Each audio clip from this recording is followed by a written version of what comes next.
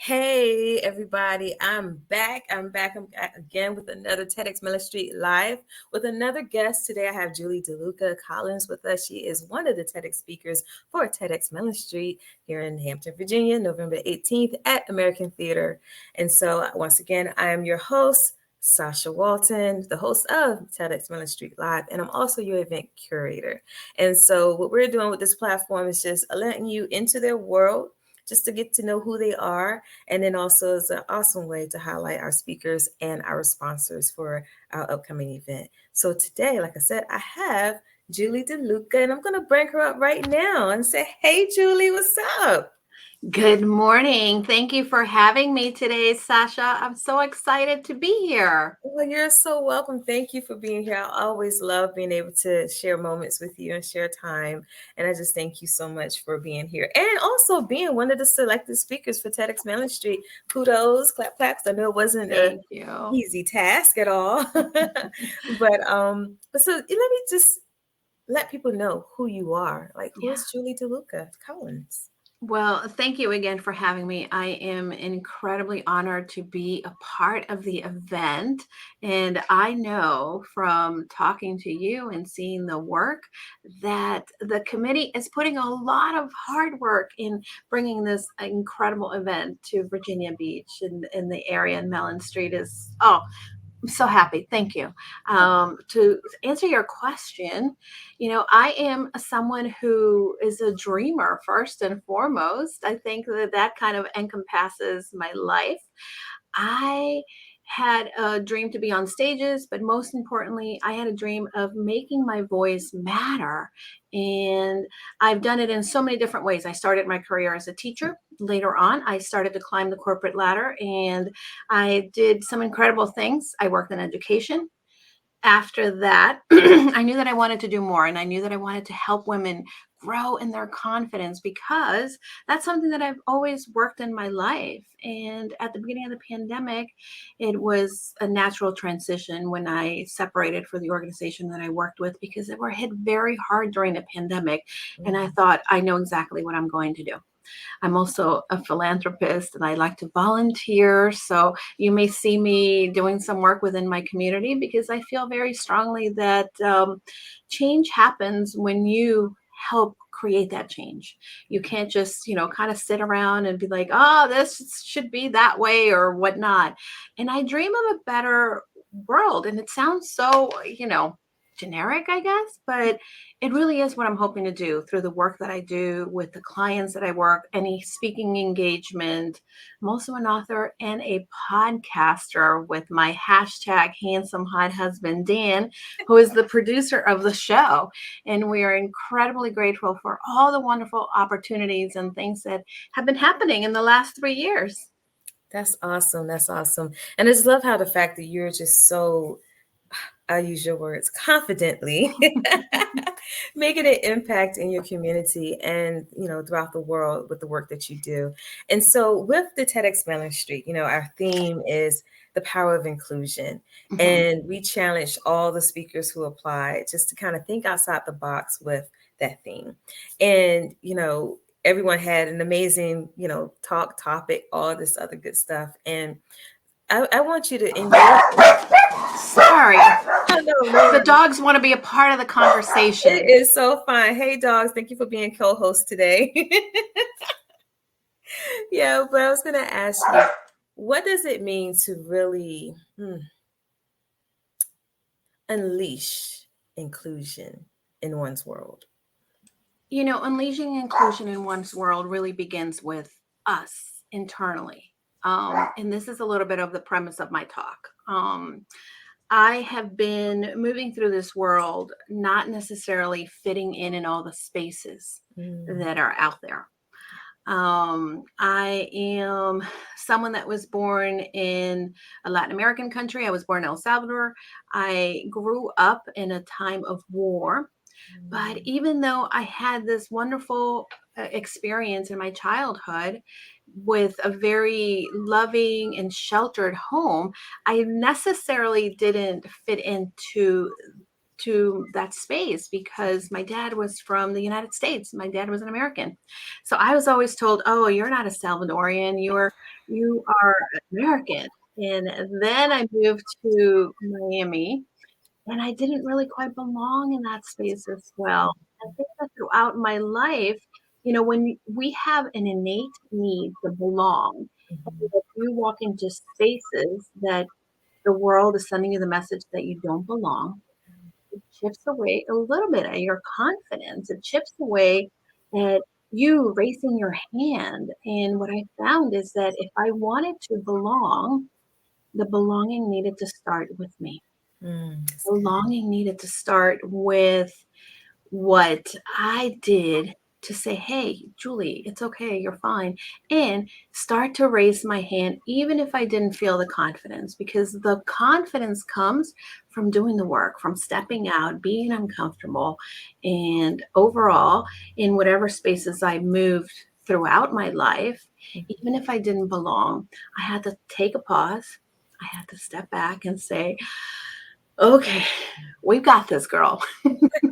And practice that feeling, right? And again, and actually it's not necessarily a feeling, but it's practice that action of Mm, doing it and yeah. envisioning who you want to be. For many years when I was climbing the corporate ladder, I started to envision who did I want to be in that role. Yeah. Did I want to be someone that was sort of shy and stood to the side? No, I wanted to make an impact. I wanted to have my voice count. I knew that I had the skills. I knew that I had some wonderful gifts that I could bring to the table to better the mission of the organizations that I worked with. Mhm. So that was one of the things that I really focused on. And again, I do that with my career now as an entrepreneur, as a speaker, as a coach, as a podcaster. The first time we're doing something, we're not always going to feel we got it together. Yeah. But doing the work is what gets you to the level that you want to be. Yeah, that's awesome. And just to kind of unpack what you said a little bit, because I'm listening, I'm like, oh my gosh, all these wonderful things are coming out. And, but what I'm hearing is just like, you're taking that knowing in yourself that you are who you are, and you're Mm, adding that confidence to it. And then you're actually verbing it out, you're making that action. So it's like almost as if confidence is an action word.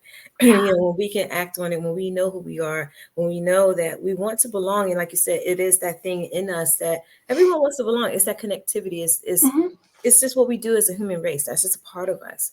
And so when we realize that it belongs, it starts within us. Like you said, it started within you first. So how can you go out and make this happen outwardly? So I Yeah. really do love everything that you just said, and that's just so phenomenal, to look at it in that perspective. So excuse me. And I know that we want to kind of dig in a little bit to what you're going to talk about, but I don't want to talk about it. I know, right? I want to talk about it, but I don't want to I talk about it. I know get it. we don't want to get it out right now, but without saying it, like, so why are you giving this TEDx talk? Why is it important to you? Yeah, this is something that a lot of people keep asking. And I have to say, I'm doing it mainly because there's a global conversation about this topic. Mhm. There is so many different incredible thoughts that have come out when it comes to the power of inclusion. But for me, I want to share a little bit of my perspective and I want to add my voice to that global conversation because I know that this in particular has been like, I get it, right? And I'm hoping that people will walk away with maybe just a little different perspective and say, "Ooh, I can get behind that Mhm. and I get it. And perhaps if I do this, it can help me navigate in this world because the world is big, the world is different, the world is a wonderful place, and yet there's people who are afraid. There are people who don't view it as a wonderful place Mhm. and use different ways to describe the world. But I want to encourage individuals that if we just shift a little bit of our perspective, perhaps the results that we're getting in our world for ourselves, for our family, for our lives and our communities could be a little different. It just takes a little shift of perspective. Yeah, that's amazing. That's amazing. And I love the clip. I love the secrecy, like, oh yes, this global talk, and like people they're gonna watch. And like, I know y'all wondering what is this that she's talking about, but can't find out now. Got to wait till November the 18th. Hey, and by the way, it's going to resonate with individuals because I am hoping that people would see themselves in the story, Mm, would see themselves in this conversation as well that I'm bringing together. that's awesome. So let's just do this one more time to the people that's watching.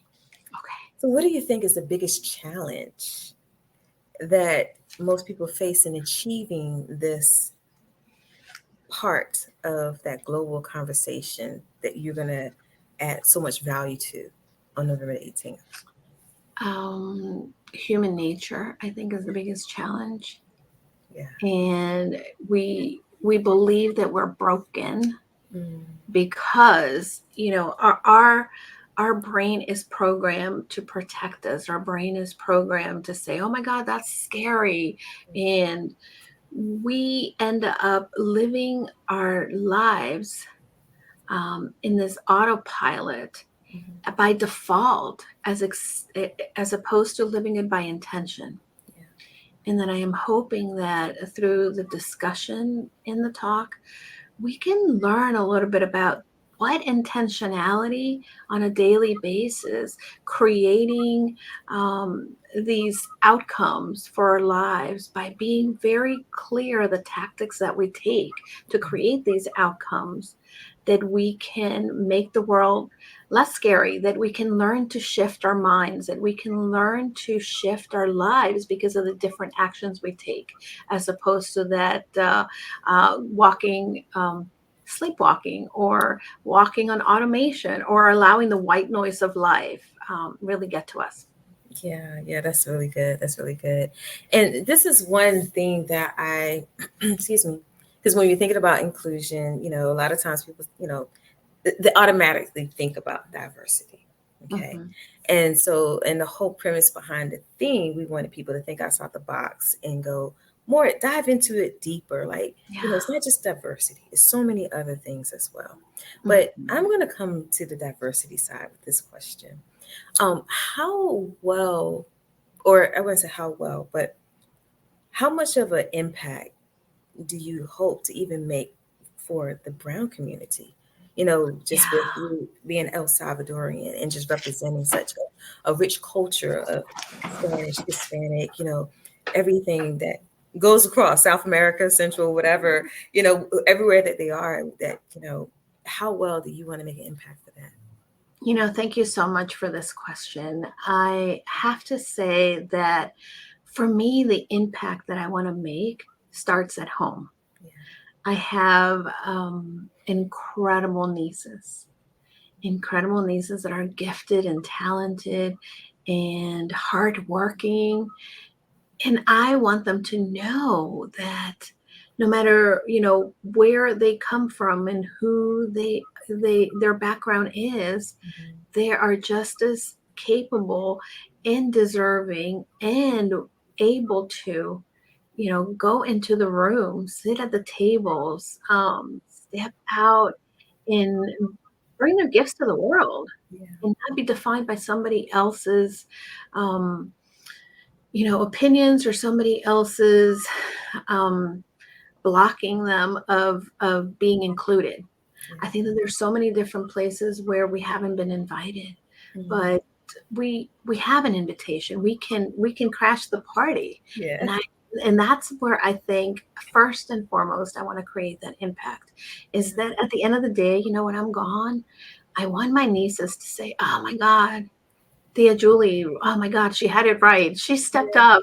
She did it, and if she did it, I can do it too." Exactly. I also want to do it for all my friends and all of the women who maybe stuck to a role because that's what society said you wanted to or needed to or had to have, right?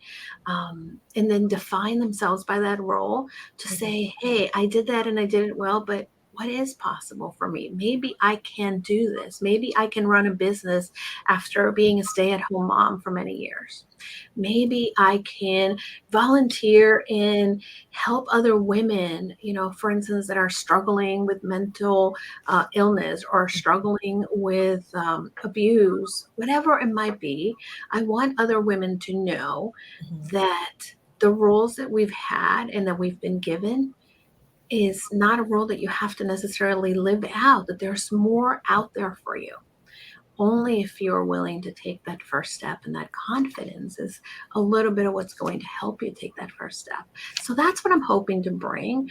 I'm hoping to help others see that no matter where you come from, no matter your different background, we all have some of the same needs. We all have some of the same dreams and desires as well. So those are some of the things and hopes that I have for this talk, and what I'm hoping that legacy will be after the talk is over. Awesome, awesome, awesome. Thank you so much, Julie. I just that was so phenomenal answer to the question. Mm, I just love being able to be drawn into answers when I'm interviewing people because you can feel the heart behind what they're saying, and you just think about how much of an impact when people hear this interview, how impactful is it going to be to them, even way before you get on stage.